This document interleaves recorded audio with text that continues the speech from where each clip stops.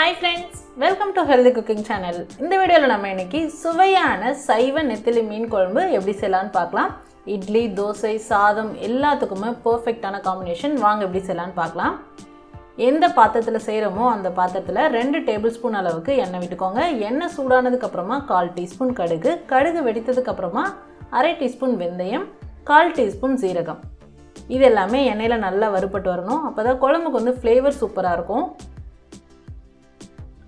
அடுத்ததா பொடியாக நறுக்கி வச்சிருக்கக்கூடிய பூண்டு 10 பல் பூண்டு சேர்த்துருக்கேன். 2 கைப்பிடி அளவு சின்ன வெங்காயம் சேர்த்துருக்கேன். சின்ன வெங்காயமும் நறுக்கி சேர்த்துக்கோங்க. அடுத்ததா கருவேப்பிலை 2 கொத்து. இதெல்லாமே சேர்த்து நல்லா வதக்கி எடுத்துக்கணும். அடுத்ததா 2 மீடியம் சைஸ் தக்காளி.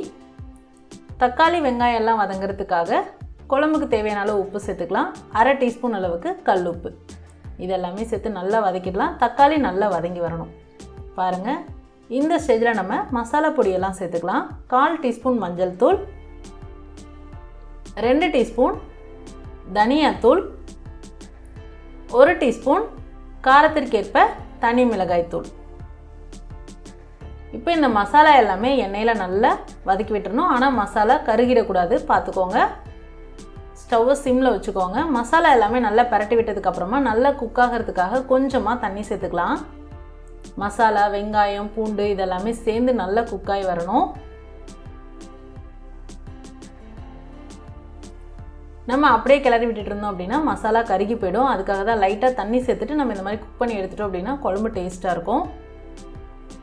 இப்போ இதெல்லாமே சேர்ந்து நல்லா வெந்து வரட்டும்.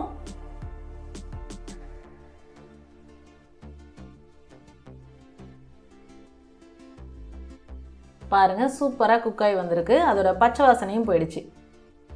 இந்த ஸ்டேஜில் நம்ம குழம்புக்கு தேவையான அளவு புளி சேர்த்துக்கலாம். மீடியம் சைஸ் எலுமிச்சம்பழம் அளவுக்கு புளி எடுத்து நல்லா ஊற வச்சுட்டு அதோட தண்ணியை எக்ஸ்ட்ராக்ட் பண்ணி சேர்த்துருக்கோம். புளி தண்ணி சேர்த்தது கூடவே நார்மல் வாட்டரும் சேர்த்துக்கலாம். குழம்பு எந்த அளவுக்கு நம்ம திக்னஸ் வேணுமோ அந்த அளவுக்கு சேர்த்துக்கலாம். எப்போவும் நம்ம மீன் குழம்பு வைக்கிறத விட கொஞ்சம் தண்ணி பதமாக இருக்கணும் இந்த குழம்பு. பாருங்கள், புளி எல்லாமே சேர்ந்து நல்லா கொதிச்சு வந்திருக்கு. புளியோட பச்சை வாசனை போயிருக்கணும். இந்த ஸ்டேஜில் நம்ம தேங்காய் பால் சேர்த்துக்கலாம். 4 டேபிள் ஸ்பூன் அளவுக்கு தேங்காய், துருவன தேங்காய் வச்சு முதல் பால், 2ஆம் பால் எடுத்து சேர்த்துருக்கேன். இப்போ இது எல்லாமே சேர்த்து நல்லா கலந்து விட்டுட்டு ஸ்டவ்வை மீடியம் ஃப்ளேமில் வச்சு விட்டுறலாம். இந்த ஸ்டேஜில் உப்பு, காரம் எல்லாமே செக் பண்ணிக்கலாம். பத்தலை அப்படின்னா உப்பு சேர்த்துக்கோங்க. இப்போ இது நல்லா கொதிச்சு வந்திருக்கு பாருங்கள். ஸ்டவ் ரொம்ப ஹை ஃப்ளேமில் வைக்காமல் மீடியமாக வச்சு குக் பண்ணோம் அப்படின்னா குழம்போட டேஸ்ட் இன்னும் சூப்பராக இருக்கும். பாருங்கள், இந்த ஸ்டேஜில் நம்ம ஸ்டவ் ஆஃப் பண்ணிடலாம். இப்போ குழம்பு ரெடி ஆகிடுச்சு.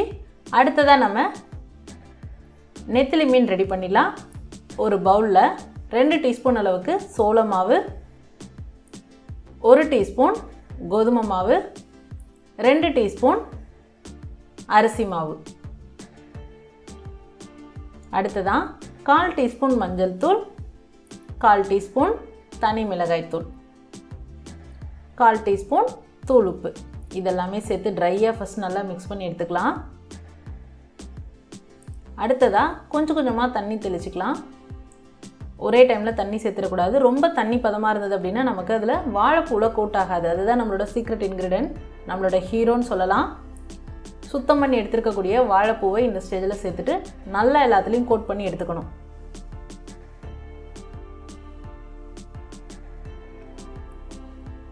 மூணு கைப்பிடி அளவு வாழைப்பூ எடுத்திருக்கேன். ரொம்ப கம்ப்ரெஸ் பண்ணி எடுக்கல, லைட்டாக அப்படியே அள்ளி போடுற அளவுக்கு 3 கைப்பிடி அளவு எடுத்திருக்கேன். இப்போ நல்லா மிக்ஸ் பண்ணிவிட்டு நல்லா எண்ணெயை சூடு பண்ணிவிட்டு ஒன்று ஒன்றா போட்டு எடுத்துக்கணும். அப்போ தான் நமக்கு அந்த நெத்திலி மீன் மாதிரி கிடைக்கும். சேர்ந்து ஒட்டிடுச்சு அப்படின்னா மீனோட டெக்ஸ்சர் நமக்கு கிடைக்காது. வாழைப்பூ எண்ணெயில் போட்டு பொரிக்கும் போது பார்த்திங்கன்னா நல்ல கிறிஸ்பியாக வந்துடணும். பாருங்கள், பார்க்கவே சூப்பராக இருக்குது.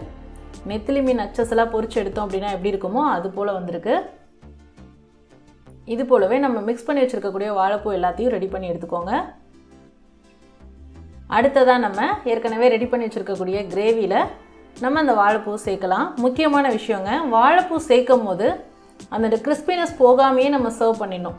நம்ம அது கிறிஸ்பினஸ் போயிடுச்சு அப்படின்னா அந்த டேஸ்ட்டும் போயிடும், அந்த மீன் மாதிரி இருக்க டெக்ஸ்சரும் போயிடும். அதனால் நம்ம எப்போ குழம்பு பரிமாற போகிறோமோ அப்போ கொஞ்சம் ஒரு 5 நிமிஷத்துக்கு முன்னாடி இல்லை பரிமாறும் போது நம்ம அந்த பொரிச்சு வச்சுருக்கக்கூடிய வாழைப்பூ அதில் சேர்த்துட்டு பரிமாறிக்கலாம். அது வரைக்கும் தனித்தனியாக வச்சுறது பெஸ்ட்டு. இல்லை அப்படின்னா ரொம்ப ஊறி போயிடும் வாழைப்பூ உள்ளார. அவ்வளோதான் ஃப்ரெண்ட்ஸ், இந்த வீடியோவில் நம்ம இன்றைக்கி சூப்பரான அட்டகாசமான சுவையில் சைவ நெத்திலி மீன் குழம்பு எப்படி செய்யலான்னு பார்த்தோம். இது போன்ற ஹெல்தி ரெசிபீஸ்க்கு மறக்காமல் ஹெல்தி குக்கிங் சேனலை சப்ஸ்கிரைப் பண்ணுங்கள். இந்த வீடியோ உங்களுக்கு பிடிச்சிருந்தா லைக் பண்ணுங்கள், ஷேர் பண்ணுங்கள், கமெண்ட் பண்ணுங்கள். தேங்க்ஸ் ஃபார் வாட்சிங்.